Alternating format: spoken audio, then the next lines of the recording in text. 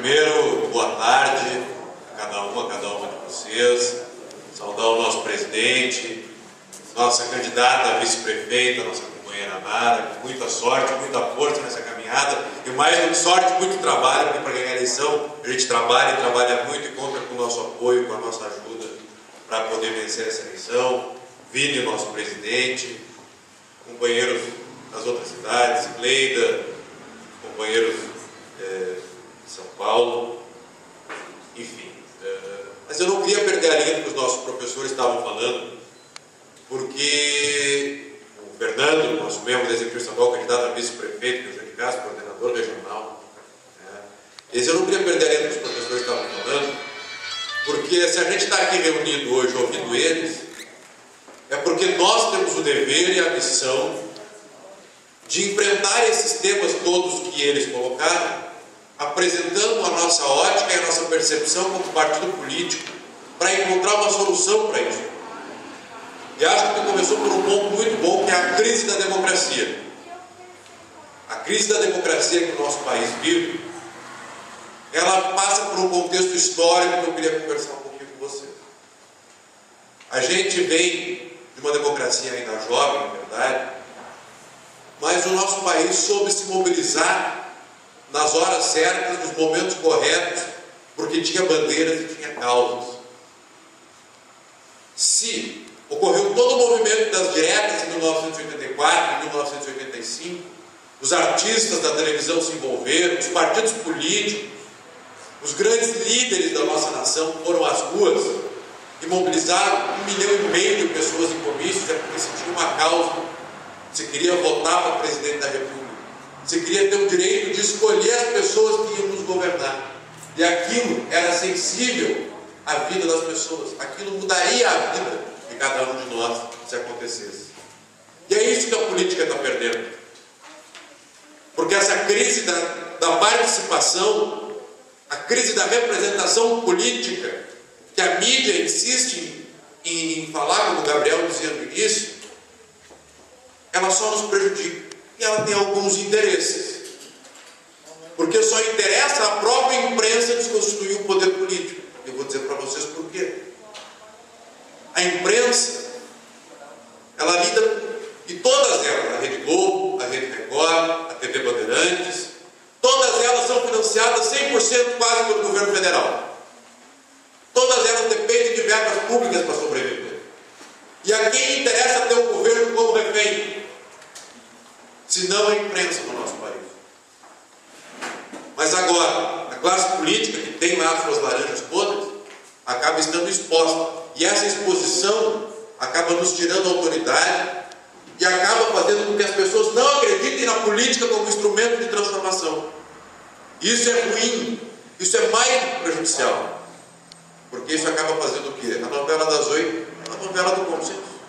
Ela faz com que as pessoas pensem que é bom concordar com o que está acontecendo. E eu concordo plenamente contigo, é ruim, e é muito ruim concordar com o que está acontecendo. Essa acomodação da nossa população hoje é fruto de um desenvolvimento econômico extremamente artificial. Porque parece que está todo muito bem. Óbvio, o cara comprou o seu carro, financiado de 80 vezes, o cara vai lá e arruma um financiamento estudantil, FIES, que vai pagar 4 anos depois de terminar a faculdade, vai começar a pagar.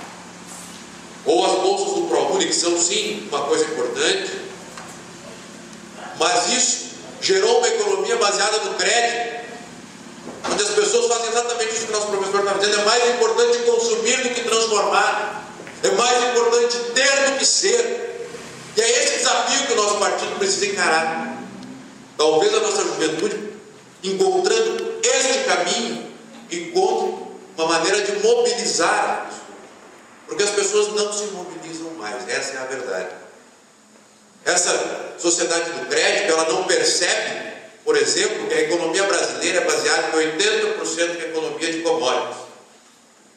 Você sabe o que é isso? Economia de commodities é o nosso agricultor que não põe preço no seu produto, que depende do mercado internacional. Ele não sabe quanto vai gastar quando planta e não sabe quanto vai receber quando vende.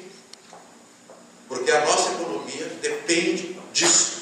Se não for a economia de commodities no Brasil, que é agricultura, minério de ferro e outros produtos que são vendidos in natura para fora do Brasil, a nossa capacidade de crédito, o nosso poder de compra seria muito menor, porque o governo financia os seus programas sociais, que são importantes sim, com esse dinheiro do superávit primário que sai exatamente da economia de commodities. Só que, Vini, o nosso papel é o seguinte: tu vai ser vereador, eu tenho certeza disso, da nossa vice-prefeita, é encarar uma solução política para isso. Nós precisamos encarar uma solução política para isso. Não é possível que um estado que planta soja como o Rio Grande do Sul não tenha um monte de fábrica de óleo de soja para agregar valor. Manda tudo para fora e compra de volta. O dinheiro passeia, tudo aquilo que a gente produz de riqueza vai embora e a gente paga o valor agregado de volta. Até quando a gente vai aceitar isso numa boa, sentado dentro de casa, vendo a novela das 8? Mais do que isso. E eu sempre dou um exemplo de um cidadão que era plantador de tomate lá no Vale do Caí, Dr. Oderich. Vocês já compraram ketchup do Oderich, né? Tem tudo que é supermercado para vender. O cara plantava tomate. E ele começou a ver que plantando tomate ele não ia criar os filhos. Que plantando tomate ele não ia pagar o estudo dos filhos. Ele resolveu transformar tomate em ketchup. Valor agregado. E através da industrialização capaz, a gente pode, mais do que agregar valor, distribuir riqueza, gerar emprego, ter mão de obra qualificada através dos programas de ensino. Isso pode causar um envolvimento da juventude, porque isso pode acontecer em qualquer lugar do Rio Grande do Sul. Em qualquer região, nós temos economia capaz e com grande capacidade de crescimento, porque tem produção primária. O que nos falta é valor agregado. Faltam prefeitos, vereadores, deputados, governo do Estado encarar isso como uma política central de desenvolvimento.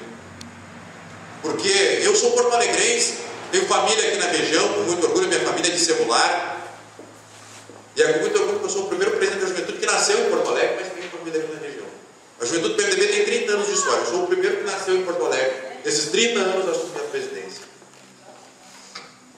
Mas esse desafio, ele gera o seguinte: por que o jovem tem que ir embora para Caxias do Sul ou Porto Alegre? Qual é a ilusão que se cria? Se diz, quando a gente percorre o interior das cidades pequenas, o sonho do jovem é ir embora para Porto Alegre. Aí ele vai chegar lá, sabe quanto é que ele vai ganhar de salário médio no comércio? R$700. Vocês acham que dá para viver com R$700 em Porto Alegre? Eu acho que aqui pode ser que não dê. Uma cidade menor, talvez. Mas quem é que vai sair da sua cidade e viver uma vida digna com R$700 em Porto Alegre, que é o salário básico do nosso comércio? Isso não existe. Isso é uma ilusão que se cria, que a cidade grande é melhor que a cidade pequena. E por que se cria? Porque se a gente juntar os produtores de leite numa cidade pequena, formar uma cooperativa, criar uma marca e vender esse leite, a economia da cidade vai se desenvolver de uma maneira que a juventude, que são os filhos desses produtores de leite, eles não vão embora. Eles vão querer ficar lá porque vão estar criando a sua família, vão estar ganhando seu dinheiro, vão estar estudando, vão estar se profissionalizando, podem agregar tecnologia à produção de leite. E isso não acontece no Rio Grande do Sul por falta de determinação política. Eu fui estagiário da Secretaria de Desenvolvimento do Rio Grande do Sul. E no corpo técnico concursado da nossa secretaria, eu encontrei total despreparo para encarar esses assuntos. No Rio Grande do Sul não existe isso. E talvez, se a nossa administração do PMDB, se as nossas juventudes, Natália, que vai ser presidente, puderem pensar um pouquinho nisso, a gente consiga mobilizar mais e mais jovens. Eu fui presidente do DCE da minha faculdade, e eu me lembro que quando eu estudei na FAPA, lá em Porto Alegre, e quando a gente não sabia como mobilizar, eu gosto muito do DCE totalmente quebrado, esvaziado, as pessoas não davam bola para aquilo. E a gente começou a mobilizar os alunos de volta, porque a gente criou um programa na época, chamado Educação Social, que era o seguinte: a gente pegou todas as escolas públicas do entorno da faculdade e começou a dar aula de reforço escolar com umas horas complementares, que ninguém conseguia fazer os cursos e as horas complementares. Então a gente fez um acordo a validar o certificado pela hora que o cara de letras, de história, de matemática, de pedagogia dava de reforço escolar para as crianças carentes, ele recebia um certificado. Será que é tão difícil assim ter iniciativas políticas de verdade, de transformar. Porque o que a gente vê na política hoje quando liga a televisão? É o Demóstenes, que era o paladino da ética, que na verdade ele era empregado do Carlos Cachoeira. A gente vê desvio de recurso público todos os dias. E a gente pode fazer a diferença, a gente deve fazer a diferença. Só que por isso a gente não pode concordar com tudo. E muitas vezes não concordar com tudo é se expor. É botar a cara a tapa, é estar na frente do processo. E para estar na frente do processo a gente tem que saber. Vai ter gente que não vai gostar disso. Mas infelizmente nem só de amigos se faz a política. Encarar a política e exercer a atividade política, ela requer não só o altruísmo de doar o seu tempo, mas requer o altruísmo de saber que vai ser criticado e de aceitar a crítica. Isso que tu falou é uma coisa que eu acho que o PMDB tem, talvez, como por estar no centro da discussão política do país, como um partido que tem mais história, que tem mais trajetória, é o maior em números, é o maior em virtudes e é o maior em problemas também. Mas só o PMDB pode ser um partido da transformação conversada e dialogada. Só nós temos capacidade política de, sem ranço, conversar com o PSOL numa mesa e dizer para eles o seguinte: olha, eu discordo de tudo aquilo que vocês estão pregando, mas é importante para a construção daquilo que nós acreditamos como nosso projeto, isso que está dizendo. E sentar com o PFL e o DEM, que é a extrema-direita, e dizer para o PFL e para o DEM, que é a extrema-direita, sem problema nenhum: olha, não concordo com isso e com aquilo, mas tudo o que vocês estão dizendo é extremamente importante para a construção do nosso projeto político, para a cidade que a gente pensa e para o Brasil que a gente pensa. E o desafio desse ano, a eleição de 2012, é o desafio de mobilizar a juventude através dessas causas. De mobilizar a juventude através de encontrar as nossas bandeiras municipais. Eu tenho dito que a gente tem um grande dever, que é começar a mudar o Brasil mudando a nossa cidade. É começar a mudar o Brasil mudando a nossa rua. A eleição de vereador é isso. Se tu não tiver o voto da tua rua, se as pessoas não souberem que tu é candidato, então nem começa. Porque a eleição de vereador é isso. É o voto da casa da frente, da casa do lado, dos vizinhos, dos amigos. E através disso mostrar para eles que sim, a gente quer fazer uma mudança. Eu não consigo mais admitir que o cidadão gaste 5 milhões de reais para se eleger deputado. A gente não bota pau no sol com a peneira.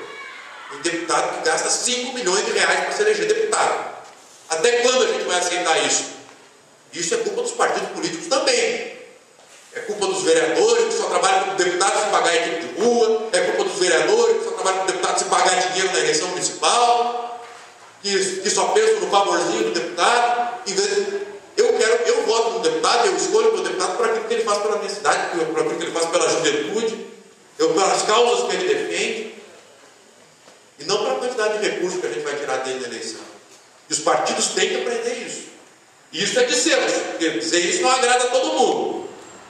Assim de novo. Mas eu acho que a gente tem uma missão. A juventude do PMDB, como o Gabriel disse, e concordo que 8.500 não é muitos candidatos. Mas aqui no Rio Grande do Sul a gente conseguiu arrumar também, não são muitos. São um pouquinho mais de 750 candidatos a vereador e 50 candidatos a prefeito. Mas nos últimos 4 anos, esse número mais do que dobrou. Quando o Gabriel era presidente da Juventude Estadual, ele chegou em números próximos de 400, 20 e poucos candidatos a prefeito. O Rafael Braga conseguiu crescer um pouquinho, a gente conseguiu crescer mais um pouco. Porque isso é um processo crescente de renovação na política. E isso é importante. Esses números nos levam, e a gente tem praticamente toda a nossa executiva da Juventude Estadual concorrendo nessa eleição municipal. Talvez eu vou ficar quase sozinho fazendo a caravana da juventude, porque talvez eu seja o único que não disputa a eleição municipal. Mas na próxima 2014 vocês vão ter que me aguentar, não te preocupe. Eu não vou disputar a municipal. A outra eu sou candidato. Federal. Mas eu digo isso com muita vontade de que vocês possam levar um pouquinho dessa mensagem para a eleição de vocês. Para tirar um pouquinho o discurso daquelas pessoas que acham que só se elege. Eu chego no interior, a primeira coisa que quem se elege é o motorista da ambulância. Vai dizer que não é. É o motorista da ambulância. Quem se elege é é o granjeiro que compra a eleição. Sabe? Isso tem que mudar. Até quando a gente vai aceitar isso como uma boa? Nos anos 80 não era assim. Será que nós estamos tão distantes daquela geração? Será que a nossa geração de jovens não tem capacidade de pensar isso? Nós somos, o Gabriel disse aqui para vocês, 55 milhões de jovens no país. Aqui no Rio Grande do Sul, 3 milhões e meio de eleitores com título cadastrado tem menos de 34 anos. 13 milhões e meio, isso é metade do eleitorado do Rio Grande do Sul, quase. Será que nós não temos capacidade de dialogar com as pessoas da nossa idade e de transformar esse voto? De transformar isso num voto não partidário, simplesmente do PMDB? Porque esse é o nosso maior erro. A gente discute demais as coisas partidárias e discute um pouco do lado de lá da porta. E é isso que a gente, quando o Vini disse, e fiquei muito feliz quando ele falou no início aqui sobre a questão da dívida das universidades, porque eu tenho dito isso por todo o Rio Grande do Sul. E voltar, quando a gente foi na rádio, eu estive aqui semana passada com ele, e quando a gente foi na rádio divulgar o evento, eu disse isso, e ele já está levantando essa bandeira, que é uma bandeira da juventude do PMDB, que é não só a URI, como todas as entidades privadas do Brasil, tem uma dívida impagável com a União. São dívidas extremamente grandes, são passivos trabalhistas com o INSS, enfim, é muito dinheiro. E essas dívidas podem e devem ser revertidas em bolsas do ProUni. Porque esse dinheiro sendo revertido para a bolsa do ProUni, a gente faz com que a juventude fique na sua região, na sua cidade. Vocês vão viver um desenvolvimento aqui de mão de obra, porque vocês têm não só aqui a Universidade de Santo Ângelo, mas lá na minha cidade, da minha família, Santo Ângelo, Celular, está se instalando a Universidade Federal da Fronteira Sul, que vai trazer mais qualificação e mais mão de obra qualificada para a região. E aí, Vini, é importante um fórum regional de toda a juventude para brigar por quais cursos vamos ter aqui, para debater a vocação econômica da região das Missões. Como é que nós vamos fazer para sair da economia de commodity e viver essa situação da economia de valor agregado? Nós podemos fazer isso. Nós devemos fazer isso como jovens. E a gente tem todas as condições políticas para isso. Só que não adianta de nada a gente ter o melhor discurso do mundo se a gente não tiver representação política também. Por isso eu queria pedir para vocês se esforçarem muito para eleger os nossos candidatos. Para eleger os nossos candidatos da majoritária, a Nara, o Fernando, o Vini, nosso companheiro de Pirapó, nossa companheira, João. Porque é importante ter representação política. Porque essa voz só chega às instâncias de decisão se nós tivermos gente com mandato para dizer a mesma coisa. Tudo que a gente fala aqui, se a gente não tiver um companheiro como Pedro Simão lá no Senado, como os nossos deputados federais e estaduais, ou os nossos vereadores e prefeitos, não adianta de nada, porque não vai ter eco nenhum. Só vai ter eco se a gente tiver representação. E a eleição da representação termina no dia 7 de outubro e começou há 2 meses atrás. Então nós temos 90 dias para olhar nos olhos das pessoas e dizer a verdade. Eu acho que isso é muito mais importante do que dizer e prometer. É óbvio que tu projeta seu plano para o futuro quando tu quer ser vereador, quando tu quer ser prefeito e vice-prefeito. Tu tem ideias e tu defende elas. Mas apertar a mão das pessoas, olhar no olho e dizer a verdade sobre o que é possível fazer e o que não é possível, conquista voto e é muito importante. Porque chega de mentir para o eleitor não é burro. E a gente tem o dever de fazer essa transformação.